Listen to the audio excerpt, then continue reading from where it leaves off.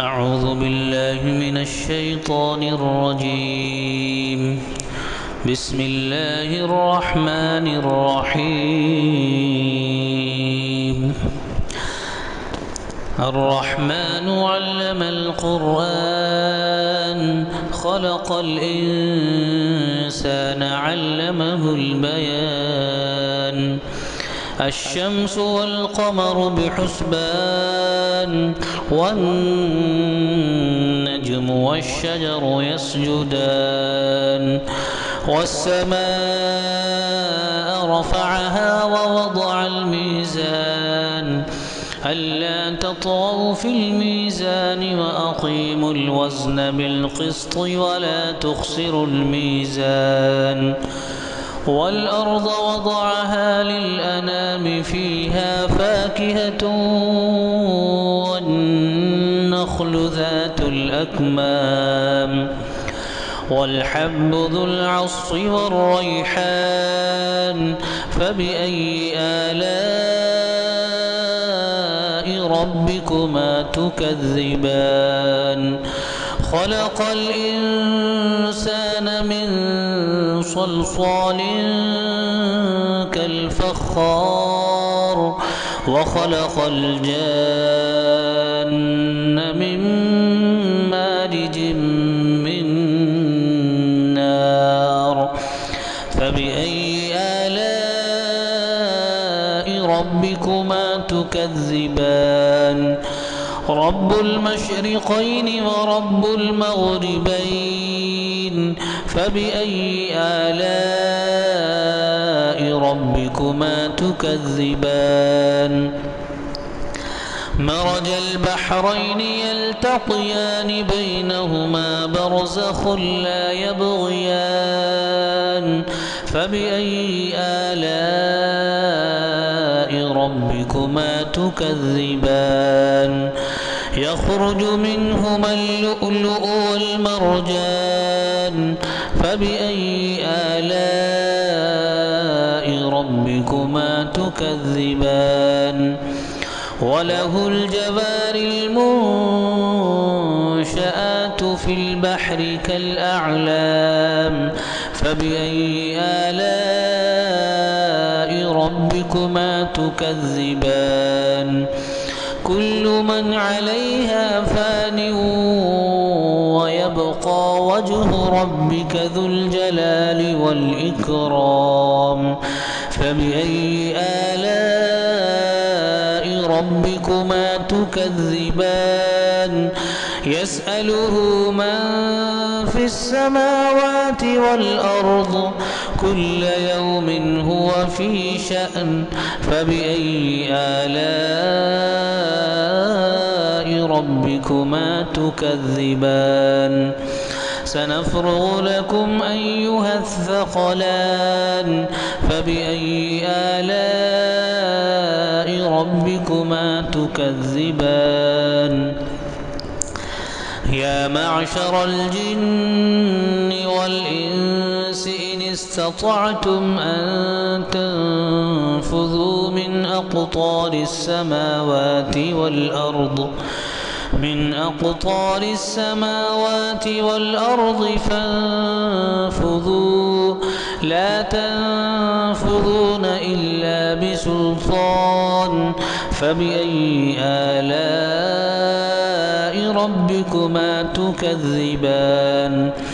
يرسل عليكما شواظ من نار ونحاس فلا تنتصران فبأي آلاء ربكما تكذبان. فإذا انشقت السماء فكانت وردة كالدهان فبأي آلاء ربكما تكذبان. فيومئذ لا يسأل عن ذنبه إنس ولا جان فبأي آلاء ربكما تكذبان يعرف المجرمون بسيماهم فيؤخذ بالنواصي والأقدام فبأي آلاء ربكما تكذبان هذه جهنم التي يكذب بها المجرمون يطوفون بينها وبين حميم آن فبأي آلاء ربكما تكذبان ولمن خاف مقام ربه جنتان فبأي آلاء ربكما تكذبان ذواتا أفنان فبأي آلاء ربكما تكذبان فيهما عينان تجريان فبأي آلاء ربكما تكذبان فيهما من كل فاكهة زوجان فبأي آلاء ربكما تكذبان متكئين على فرش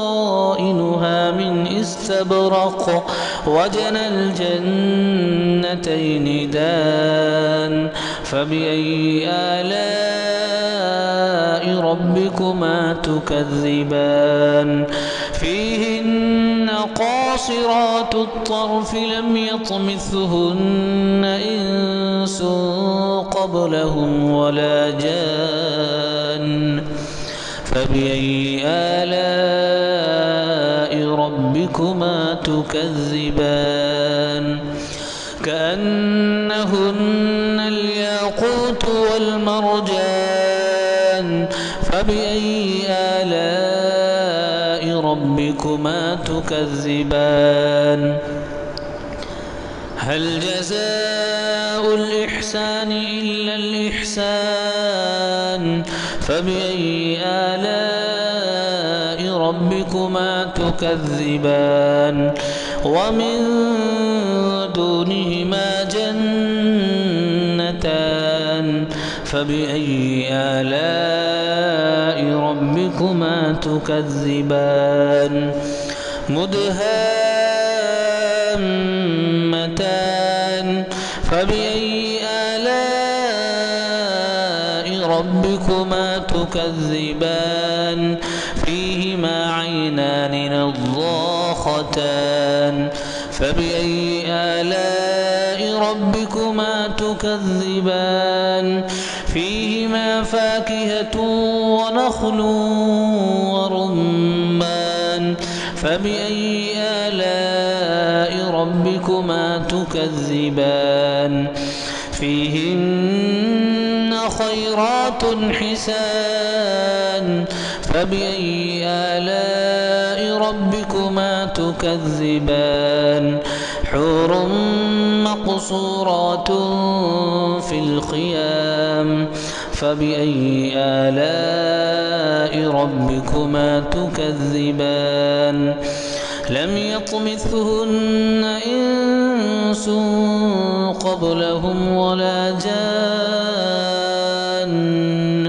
فبأي آلاء ربكما تكذبان متكئين على رفرف خضر وعبقري حسان فبأي آلاء ربكما تكذبان تبارك اسم ربك ذي الجلال والإكرام